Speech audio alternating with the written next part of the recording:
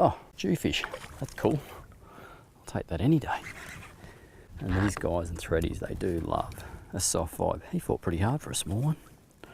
Awesome. That is good fun. There we go. Look at that. Oh, hey, jewel fish, that fella. It's very, very similar to the jewfish. They don't grow quite as big. And if you see on the nose there, it's like more of a snub nose and a lot really smaller mouth. Underslung jaw. Yes. Like almost like a threadfin sort of mouth. I thought he looked a little bit funny. Grunting and groaning. Great looking fish. Out of here. And that is just a deadly little lure. The Storm Soft Vibe. It's 70 mil long. And it looks just like a little mullet.